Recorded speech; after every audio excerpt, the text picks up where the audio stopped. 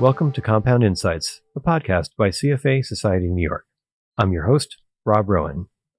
Today we're talking with someone who might not be a familiar name to you, but has been in the lights for quite a few years, and I mean that metaphorically and physically because he is an expert in energy policy and implementation in the European Union. I think this is an exceptionally important topic for members to hear about because energy is at the core and presents a counterparty risk for almost everyone's portfolios, no matter where they're allocated. So I'm pleased this morning to introduce you to Michał Kurtyka. He was First Minister of Poland's Ministry of Climate, during which he was very active in creating green policies for his country.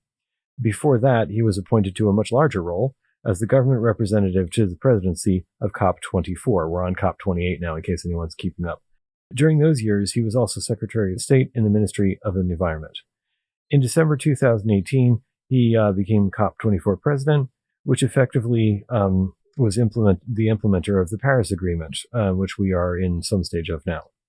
He got his degrees in a couple of different places. He got a degree from École Polytechnique in Paris, and he earned a scholarship in quantum optics at the U.S. National Institute of Standards and Technology. So he's been educated in a couple of different places. He also studied econ with Jean Tirole, who some of you will remember is the 2014 Nobel laureate in economics. So he knows quite a few things about some things that are germane to CFAs. And he got his master's degree at the SGH Warsaw School of Economics and his PhD at the University of Warsaw. So, Michał, thanks for sitting down with us today. Thank you very much, Rob. So the first thing I'd like to talk about is we are here recording this podcast on September 21st, so we're in the latter stages of Climate Week. I'm really interested in starting with you to take a look back.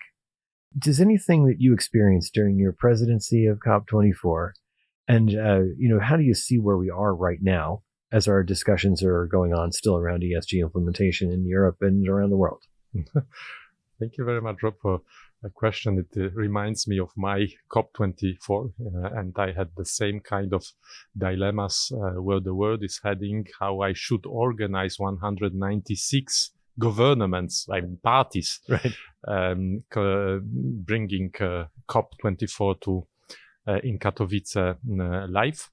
And the biggest question was implementation of the Paris Agreement. So I had to imagine ways in order to converge 196 parties around a unanimous decision. It was an extremely challenging task at that time, but we succeeded, I think, in a very, very good manner. And what I see right now is the world which is being much more complicated, and it's much more complicated to get an agreement of 196 parties when you have China-US rivalry, when you have war in Ukraine.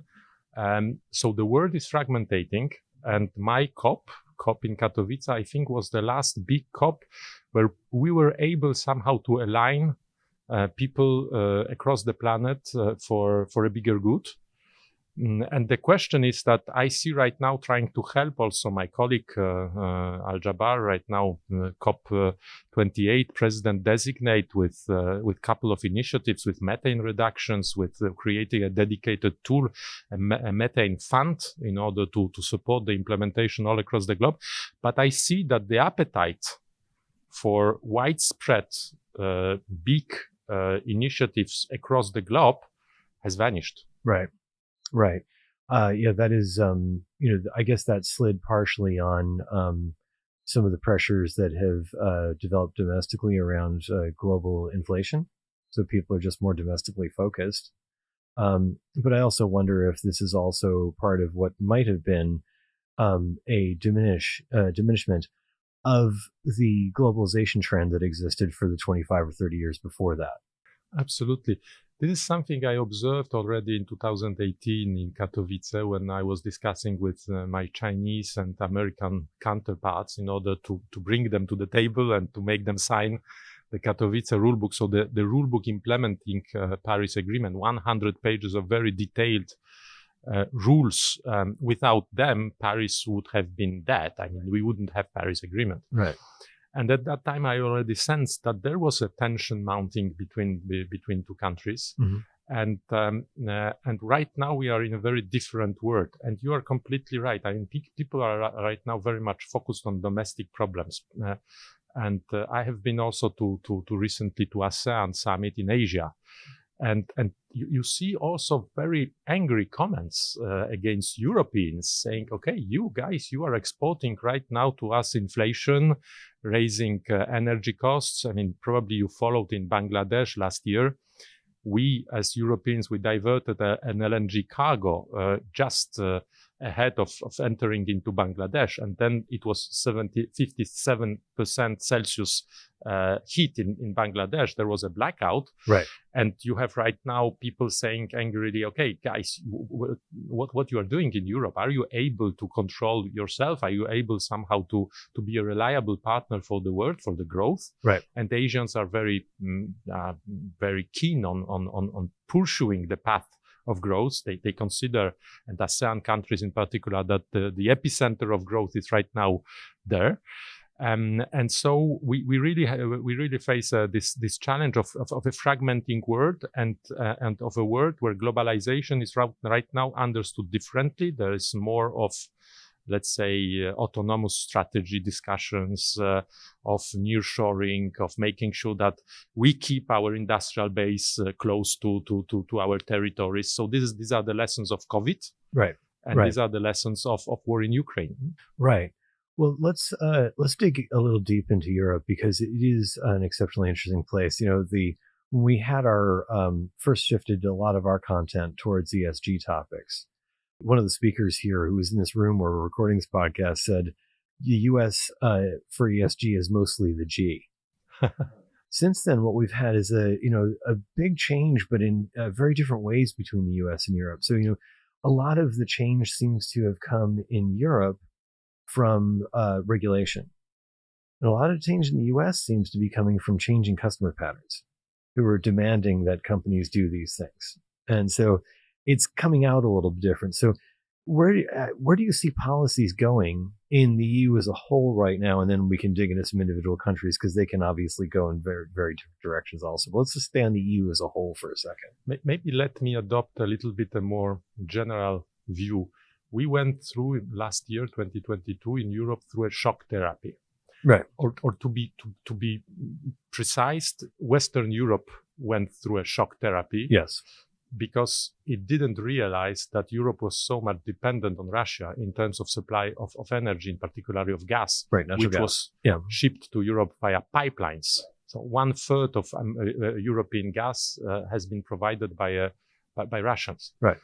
And when this supply was cut, in fact, Europeans realized that there is a problem, and that energy independence is a value.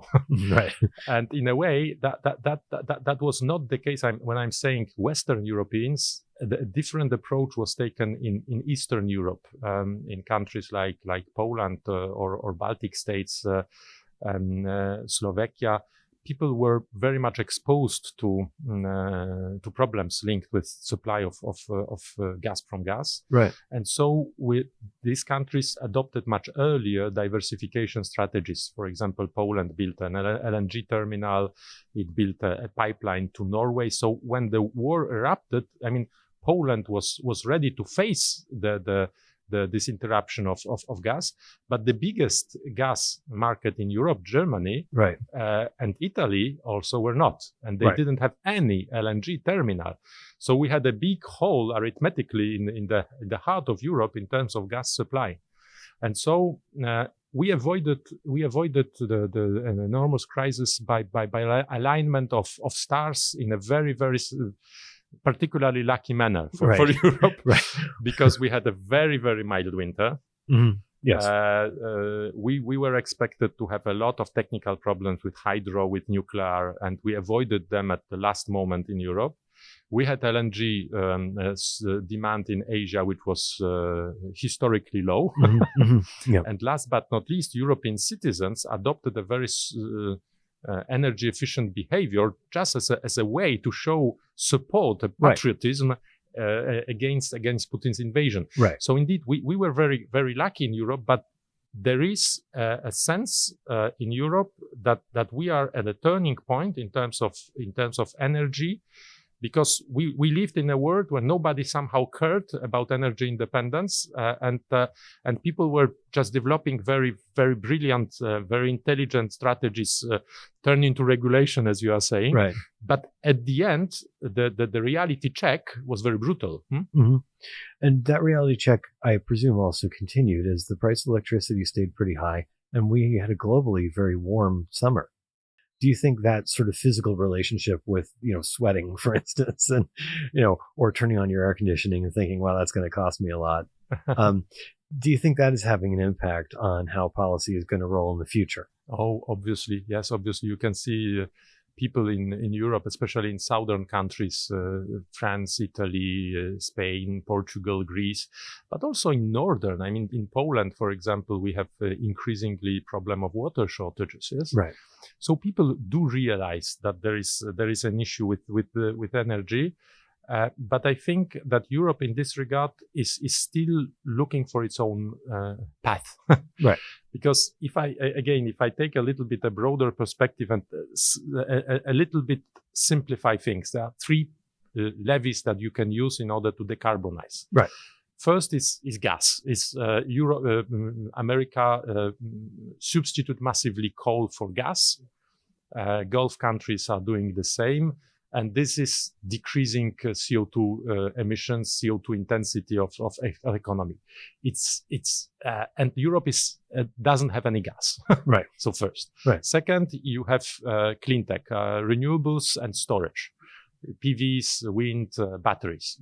Again, all of this is produced in China, right, and in Asia. Right. So for Europe, yes, Europeans are very much investing in renewables, much more than Americans in a way. But we still face this difficult challenge of intermittency, because when the sun is shining, the wind is blowing, everything is perfect. But when it is not, then we were closing the gap with gas. And when gas prices just skyrocketed, we had electricity prices in Europe skyrocketing as the same phenomenon, and especially in the summertime. And so here we have another problem for Europeans in terms of industrial base, and IRA, Inflation Reduction Act in US, is bringing yet another challenge right. on top of that, because right. all investments are right now moving to US, and Europe is saying, okay, hey, what we do, how do we manage the energy transition by keeping our industrial base, or by developing the industrial base? And there is a lot of discussions about this in Europe, in European Commission, and this is linked also with the reconstruction of Ukraine, etc., etc. But then there is this challenge of how we can effectively decarbonize in Europe when you don't have gas, you don't have clean tech industrial base. Right, all the time. And we refuse, as Europeans, to go for massive deployment of nuclear, because we have member states like Germany, Austria, and Luxembourg, which are vetoing each time any European support for nuclear.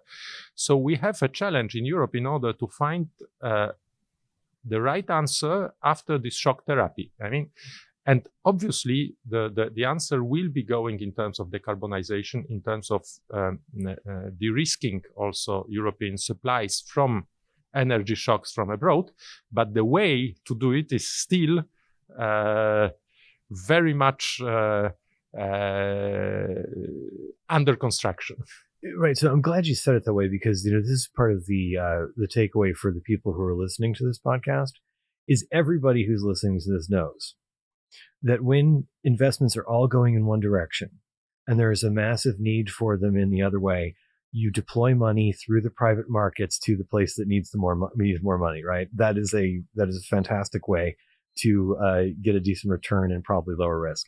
So I just wanted to draw that to a close for a second there. Private markets, folks. Absolutely. And you mentioned at some point the regulation, that we as Europeans, we bet very heavily on regulation. I think yes, but we somehow have to adjust the way we do it, because we have done a lot of ESG with E, right, being being very much stressed, but E in a very idealistic manner, going only for green investments. So it left the entire bunch of European industries, which were dependent on fossil fuels, on coal, on gas, on oil, without proper financing. Right. Because how you finance the transition of a fertilizer industry, right, when it is moving out of coal, out of gas to something new, and we don't know yet where. So there are ways in which we need to make sure that the private capital is redirected in Europe to the right spots. Yeah, I mean, you saw a really good example of that with the Spanish firm called Fertiberia, which had some serious problems with that lack of funding and their need to switch to greener pastures. So yeah, it's a very difficult conundrum. It seems like inflation is starting to get under better control. There have been reports of flat changes. Now, naturally, as everyone on this podcast knows, inflation is a speed gauge. And when it goes down, it still means we're cruising along at 6%. It doesn't mean that everything is better now. But it seems like some of the central banks are doing a pretty good job so far of managing inflation. And I know that people's memories can be quite short. And they Absolutely. can forget the hot summer and they can forget all those things. So how do you think going forward these challenges will be taken up by the EU if the winter is mild and the summer is also mild, and the drought that you just mentioned in the southeastern part of the continent starts to go away? I know it's actually moderated a little bit, and some of these domestic issues become less hot also. Yeah, we have an increase. We have a challenge linked with financing the transition, especially in the world where, as you said, inflation is there. I mean, we've been living for 20 years in a world without inflation. Right. Or so low it didn't matter. across Atlantic, yes, Europe and US. Yeah. And so people were used to get, let's say, cheap or nearly free money. Yeah. And so it fueled all kind of very interesting endeavors. But then right now there is, again, a very big reality check when the financing starts to be not 1-2%, but 7-8%. Yeah, and kind of overnight. Kind of overnight, absolutely. Yeah. And this brings yet another challenge for energy transition in Europe, because you need to have long-term infrastructure projects. You need to develop again, renewables, but you have to modernize the grids, etc. Right. And this is a lot. And I wouldn't, although banks are doing good job, and we can see it, but I wouldn't bet on the fact that we will quickly come back to the same world as previously. Right. Again, I'm not a specialist in terms of analyzing banks' behavior and central banks, let's say, strategies in this regard, but I think that we should be ready to foresee a world in which money will be more expensive, and so we will be obliged somehow to be more sharper in terms of where we put the money and what is the outcome expected. And here again, we will have next year elections in Europe. We will have European Parliament, and we will have a new European Commission, and that will be an extremely important moment, because they will define new strategies for implementation of Green Deal, how to move forward with decoupling Europe from fossil fuels, from Russia, what kind of industrial strategies are we going to put in place. And this, I think, is a moment to watch by financial community, including here in New York, to carefully look about how this frame will be done and what will be the logic behind. Yeah. I mean, this is a very big year for those elections. I think this is exceptionally interesting. Now, I wonder also if the population shifts, which have been caused by the war in Ukraine, Poland had a massive amount of immigration at the beginning, do you think that could have an impact on policies as we go forward, energy policy as we go forward, as those people might filter on to a different country, or where there's another job, where they know somebody in another country? Well, in Poland, it had a very good effect on the economy, paradoxically, because Poland is a rising star in terms of economic development within EU. So it is growing very fast. The unemployment is the second lowest in EU. It's very much industrializing lots of new projects all across, and then we lacked simply people. Right. And so Ukraine and Belarus were providing a lot of very skilled, extremely fast, integrating people, very smart, very good. So, and right now, I mean, yes, I have the memory on the beginning of March last year when I went to Ukraine just after the war erupted, and there were kilometers of cars waiting on the side of Ukraine's border with refugees, yes, with mothers, children, etc. Right. And you had. I think it's something unprecedented. I never seen that. And you had on the side of Polish border, kilometers of Poles coming with their private cars just to welcome people and just to take anonymous people back home.